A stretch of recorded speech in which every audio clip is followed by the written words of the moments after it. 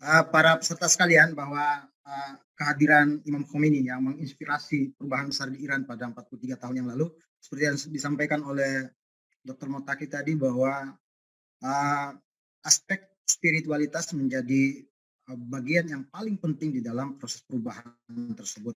Dia mampu memperkenalkan bahwa spiritualitas adalah penyangga utama kehidupan manusia yang seharusnya sudah menggantikan konsep-konsep materialisme di dalam pertimbangan peradaban kemanusiaan masa depan.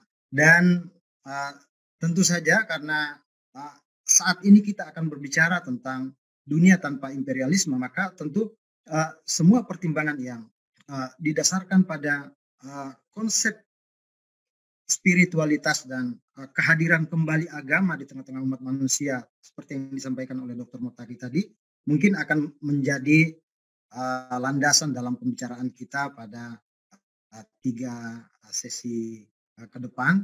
Untuk yang pertama kami akan persilakan kepada Dr. Umar Syahab menyampaikan paparannya tentang 43 tahun revolusi Islam Iran untuk dunia tanpa imperialisme. Bagaimana kita membaca perkembangan revolusi Islam Iran sampai sekarang. Terima kasih kepada Dr. Umar Syahab. Kami silakan, mohon host bisa menyalakan, mengaktifkan mikrofonnya.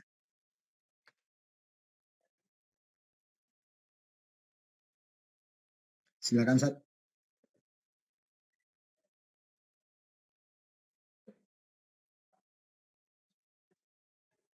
Oke, bismillahirrahmanirrahim. Assalamualaikum warahmatullahi wabarakatuh. Alhamdulillahirrahmanirrahim. Allahumma sholli ala Muhammad wa ali Muhammad. Yang saya muliakan, hormati Bapak Hussein Muttaqi, pimpinan dari Al-Jami'atul Mustafa di Jakarta. Para pembicara, khususnya Pak Airlangga, politisi yang salah satu politisi yang saya kagumi ya, walaupun mungkin sekarang tidak lagi duduk di parlemen. Masih di parlemen nggak Pak Erlangga? Kayaknya nggak lagi ya? Saya nggak pernah di parlemen, Ustaz. Oh, nggak pernah ya? Saya dosen. Iya, oke. Pengamat politik ya, Pak Erlangga dan Ustaz Miftah dan para ikhwan yang lain.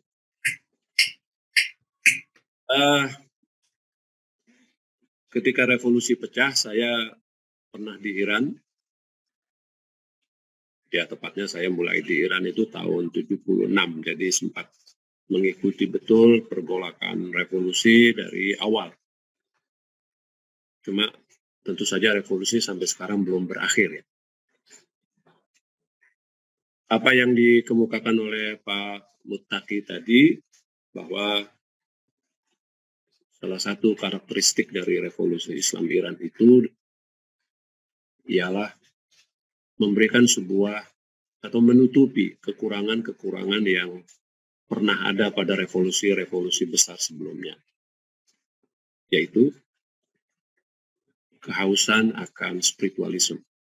Nah, spiritualisme itu sebetulnya sangat terwakili, atau paling tidak itu sangat didorong oleh bangunan dasar dari Republik Islam Iran, yaitu wilayatul faqih.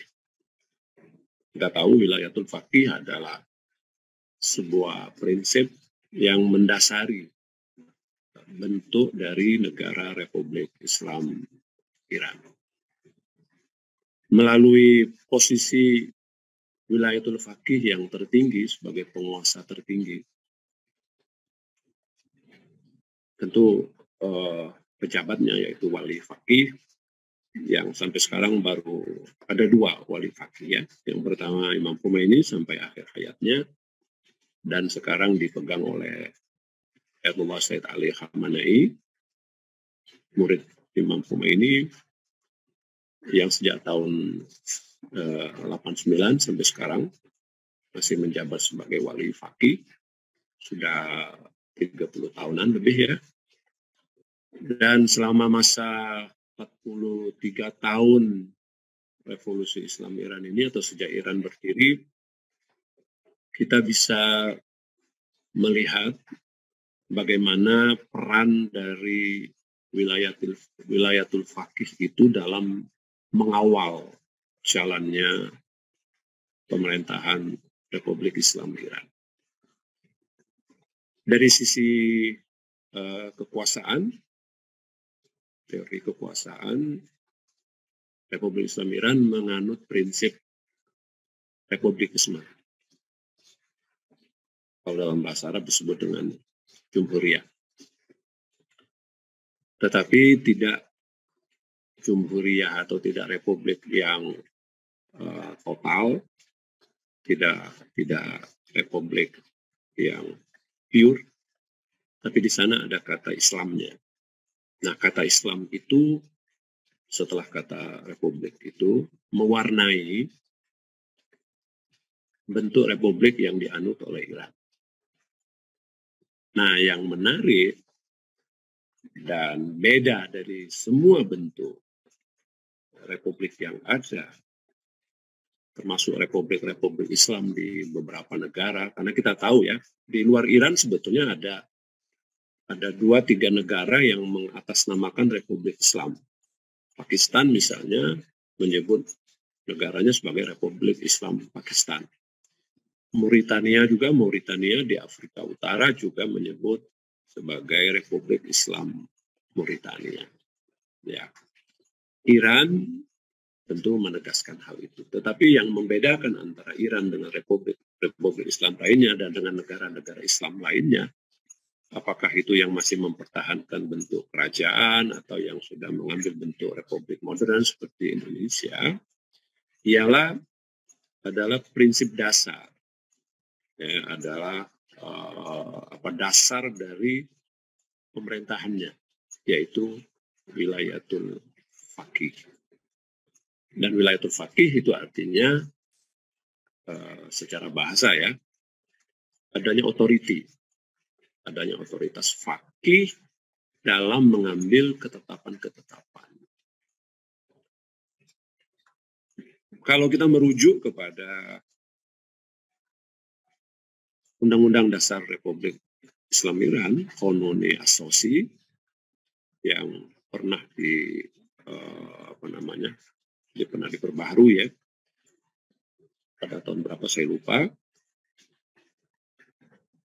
Di Undang-Undang Dasar Republik Islam Iran itu, Qonuni As-Sosi, itu memang memberikan peran yang sangat sentral pada seorang wali faqih. Dan ini memang sesuai dengan prinsip imamah yang merupakan basic dari negara Iran. Kita tahu bahwa penduduk Iran itu 90%, kurang lebih sekitar itu, menganut madhab Syiah Itsna Asyariyah. Dan karakteristik dari Syiah, khususnya Syiah Itsna Asyariyah adalah imamah, ya. Tapi imamah yang maksumah. Tentu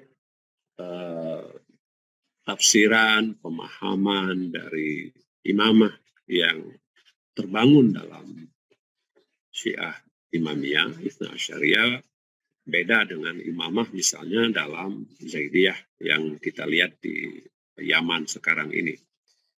Yaman yang sedang bergejolak sekarang ini, yang sedang mempertahankan tindakan agresi dari bukan satu negara ya, tapi beberapa negara yang tergabung dalam apa yang disebut dengan koalisi. Nah, mereka sedang melawan upaya-upaya agresi yang dilakukan oleh banyak negara itu. Nah, Yaman juga punya konsep imamah. Tetapi imamah yang dibangun dan yang ada di dalam keyakinan Syiah Zaidiyah yang ada di Yaman itu sangat beda dengan imamah dalam Syiah Itsna Asyariyah. Saya tidak ingin bicara itu, tapi ini sekedar sebuah perbandingan saja untuk melihat, membaca bagaimana bentuk atau bagaimana karakteristik dari negara Republik Islam Iran dan bagaimana sampai 43 tahun sampai saat ini dengan berbagai bentuk agresi yang dilakukan oleh luar, dalam tanda kutip ya kata agresi di situ, terhadap Iran, boikot ekonomi, kemudian macam-macam yang dilakukan, blokade dan sebagainya terhadap Iran, tapi Iran masih kuat, Iran eksis, Iran bahkan semakin eksis. Jadi dibandingkan 43 tahun yang lalu atau 45 tahun lagi pada zaman rejim Shah, Iran sekarang ini berubah total, jauh berbeda, 180 derajat, beda total. Ya, Iran Shah itu adalah Iran yang sangat tunduk pada Amerika. Iran yang dibawa kendali Amerika. Bayangkan, di zaman Shah itu ada 60.000 konsultan Amerika di Iran. Dari konsultan militer sampai konsultan ekonomi dan sebagainya. Itu resmi. Disebar di semua instansi di Iran. Di semua instansi di Iran. Cuma satu aja yang Amerika nggak punya. Ayatullah Amrikai udah nggak ada di sana. Seandainya itu pun bisa dimasuki oleh Amerika, Amerika akan masuk kepada bidang itu. Tapi dia nggak bisa masuk. Untuk menunjukkan betapa Amerika dominannya di Iran. Nah, sekarang Iran lepas dari itu semua. Mengutip pernyataan Syed Hasan Nasrullah 2-3 hari yang lalu ya di dalam sebuah wawancara panjang dengan Al-Alam, TV Al-Alam, sebuah wawancara yang luar biasa menurut saya. Saya nggak tahu apakah sudah diterjemahkan ke dalam bahasa selain Arab, karena memang wawancara itu dalam bahasa Arab. Wajaman Obe, beliau diwawancara, beliau memberikan pandangan-pandangan politiknya termasuk tentang Iran dan sebagainya. Syed Hasan Nasrullah memberikan beberapa catatan penting tentang Iran yang sekarang utamanya, bahwa salah satu karakteristik Iran sekarang ini adalah beliau adalah sedikit dari negara-negara khususnya dunia ketiga yang punya kedaulatan penuh. Jadi kalau dalam bahasa Arab itu disebut dengan Zatus Siyadah, yang punya kedaulatan penuh, yang mengatur diri sendiri, yang tidak ikut kepada dominasi negara manapun. Ya. Ya mungkin setiap negara mengklaim bahwa dia berdaulat. Setiap negara pasti mengklaim bahwa bahwa negaranya berdaulat. Dia tidak dipengaruhi atau tidak diatur oleh negara lain. Tapi realitasnya kan tidak seperti itu. Saudi misalnya lalu bicara tentang kedaulatan, tapi semua orang tahu betapa negara itu tunduk pada Amerika, diperas oleh Amerika. Kita tahu Trump, presiden Amerika yang lalu, itu dengan mengejek mengatakan kalau bukan karena penjagaan yang dilakukan oleh Amerika ya, bukan karena pengawalan yang dilakukan oleh Amerika terhadap penguasa Saudi, kata Trump, hanya dalam 2 minggu Saudi akan bertahan. Sesudah itu dia akan jatuh. Dan karena itu tidak heran kalau kemudian sampai $600 ya, Saudi $500 Saudi memberikan sejumlah itu kepada Amerika ya atas nama proyek dan sebagainya. Nah, ini adalah salah satu karakteristik dari Iran sekarang ini, bahwa dia adalah sedikit dari negara yang berdaulat penuh. Dan karena itu kita bisa saksikan sekarang ketika sudah berapa bulan ini ada perundingan dengan nama perundingan nuklir di di Swiss ya, di Vienna ya, di Wina. masih alot, sangat alot, karena Iran sangat tegas, Iran itu sangat independen ya, dia tidak mau didikte sedemikian rupa, tidak mau dipaksa oleh kekuatan-kekuatan dunia. Di balik layar tentu dia dipaksa juga oleh Rusia, di balik layar mungkin juga dia dipaksa oleh Cina dalam tanda kutip, tapi ya. Tetapi Iran bersiteguh dengan sikapnya bahwa oke, kita bisa kembali kepada perdamaian, maksudnya kembali kepada perjanjian nuklir, sementara Iran sendiri belum pernah melepaskan diri dari perjanjian nuklir ya. Amerika justru yang keluar. Nah, Iran misalnya sekarang ini menuntut dua hal yang sepertinya bisa terpaksa nanti akhirnya Amerika memenuhinya. Walaupun sekarang Amerika mencoba ngotot sedemikian rupa untuk tidak mau mengikuti syarat-syarat Iran, tapi kelihatannya ujung-ujungnya akan tetap. Ya, satu misalnya menghapus semua boikot yang dilakukan ya, menghapus semua boikot yang dilakukan oleh Amerika terhadap Iran, pelarangan. Amerika kan bukan sekedar memblokade atau memboikot, tetapi dia juga memaksa negara-negara lain untuk tidak kerjasama dengan Iran, bahkan terhadap Cina sekalipun kan Amerika menekan sedemikian rupa. Itu sepertinya akan dibebaskan Iran. Nah, cuma memang satu hal yang berat bagi Amerika itu adalah memberikan jaminan bahwa kesepakatan ini nanti tidak akan dibatalkan kembali sebagaimana yang pernah dibatalkan oleh Trump. Nah, ini yang jadi perdebatan berat ya. Tetapi saya sih menduga bahwa itu pun akan bisa dilewati dengan satu dan lain cara. Dan kita sekarang ini dunia sedang menyaksikan bagaimana sebuah negara besar seperti Amerika itu dipermalukan betul. Anda bayangkan, dalam sebuah perundingan Amerika tidak boleh dilibatkan. Amerika tidak bisa dilibatkan langsung. Iran mau berunding, tetapi dengan satu catatan, Amerika tidak boleh ikut langsung. Silakan melalui orang-orangnya, silakan melalui wakil-wakilnya dari negara-negara yang dia sepakati, yaitu negara-negara Eropa 4+1 itu. Ya. Amerika terpaksa mengikutinya dari luar. Dia nggak bisa langsung. Minta berkali-kali untuk bertemu dengan Iran, berdialog langsung dengan Iran, berunding langsung dengan Iran masih menolak. Dan ini hanya satu-satunya negara yang berani melakukan itu, hanya Iran. Kenapa Iran sampai bisa begitu? Sebetulnya sederhana. Iran yakin betul dengan Allah Subhanahu wa Ta'ala. Keimanan yang luar biasa, keyakinan yang luar biasa kepada Allah Subhanahu wa Ta'ala. Keyakinan yang luar biasa ini itulah yang diwakili oleh para wali fakih. Ya. Seorang wali fakih seperti Sayyid Ali Khamenei atau seperti Imam Khomeini itu baru bisa, atau siapapun yang bisa menjadi wali fakih, menjabat jadi wali fakih itu syarat utamanya dia tidak pernah takut. Dia tidak pernah takut kepada siapapun, dia hanya takut kepada Allah Subhanahu wa Ta'ala.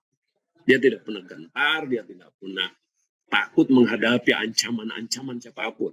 Karena keyakinan yang luar biasa kepada Allah Subhanahu wa Ta'ala ini, iman yang luar biasa itu yang membuat mereka yakin. Al-Quran kan banyak bicara tentang bagaimana sesungguhnya hati orang-orang kafir itu. Al-Quran banyak bicara. Salah satu yang ditegaskan oleh Al-Quran misalnya, kamu melihat mereka itu seolah-olah bersatu, tapi sesungguhnya mereka itu bercerai-berai. Wa qulubuhum syatta, hati mereka itu bercerai-berai. Nah, kita yakin betul dengan apa yang dijanjikan oleh Allah Subhanahu wa Ta'ala ini. Ini yang sekarang juga diikuti oleh Ansarullah, pejuang di Yaman itu, ketika Anda mengikuti bagaimana komentar-komentar mereka, bagaimana sikap mereka selalu menegaskan bahwa kami percaya kepada Allah Subhanahu wa Ta'ala. Nah, keyakinan kepada Allah Subhanahu wa Ta'ala ini yang begitu kuat, itu yang membuat orang itu tegar. Ya. Dan itu memang harus dimiliki oleh seorang wali fakih. Imam Khomeini tidak perlu kita ragukan lagi tentang keyakinannya yang begitu dahsyat, begitu kuat kepada Allah Subhanahu wa Ta'ala. Salah satu saya ingat betul ketika saya di Iran, saya baca sebuah komentar ya terhadap statement Imam Khomeini.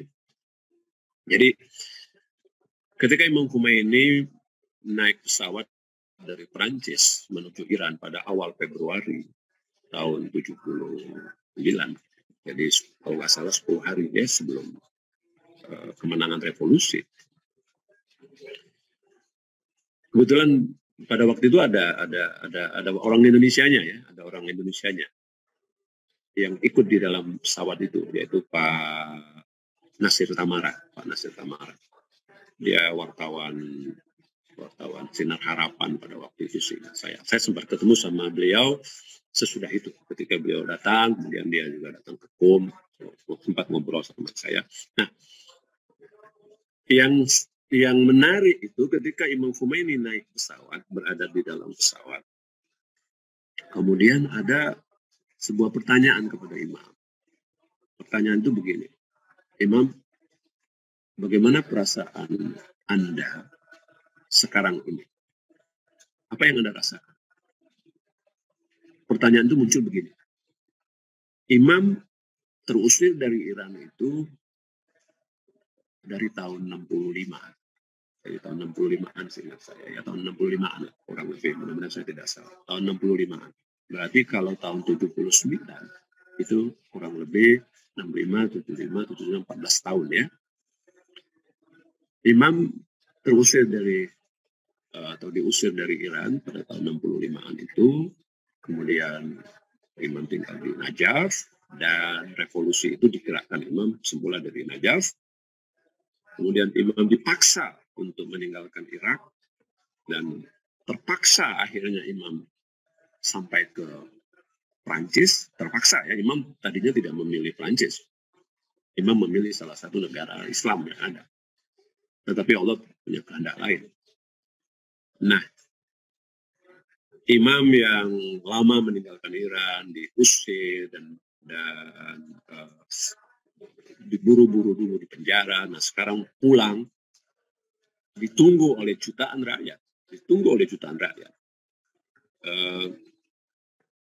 Tidak ada sebuah penyambutan terhadap seorang lebih besar dari yang pernah terjadi dalam sejarah ya.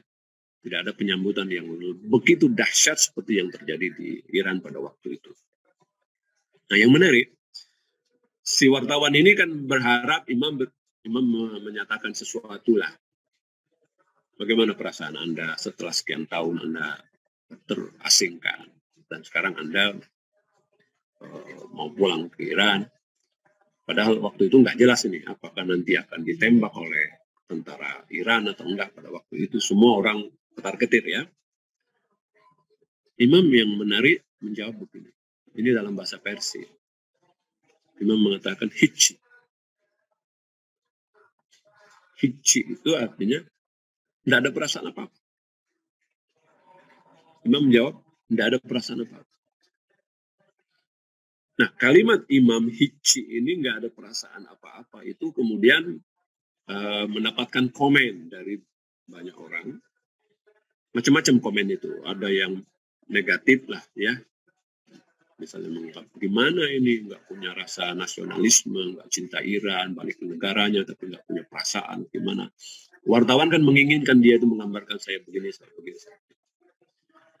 Tapi yang menarik ada sebuah analisa, bahwa ini menunjukkan Imam itu tidak terpengaruh oleh situasi apapun. Dia bergerak itu, dia berjuang itu, dia melakukan itu tidak pernah untuk sesuatu. Dia hanya melakukan itu untuk Allah Subhanahu wa Ta'ala. Dia tidak akan terpengaruh oleh situasi apapun. Diancam, dijanji, ditawarkan ini, ditawarkan itu misalnya. Imam tidak pernah berpikir itu semua. Imam hanya melakukannya karena keyakinannya kepada Allah Subhanahu. Tidak akan menghalangi Anda. Karena itulah Islam Amerika. Islam Muhammadi adalah Islam yang melaksanakan segala aspek dari kehidupan. Itulah Iran yang sekarang sedang diperagakan, atau itulah Islam yang sekarang sedang diperagakan oleh Republik Islam Iran. Saya kira itu saja, ya. Saya tidak ingin terlalu panjang. Ada pengamat politik kita, Pak Erlangga dan kawan-kawan yang lain, ya. Assalamualaikum warahmatullahi wabarakatuh.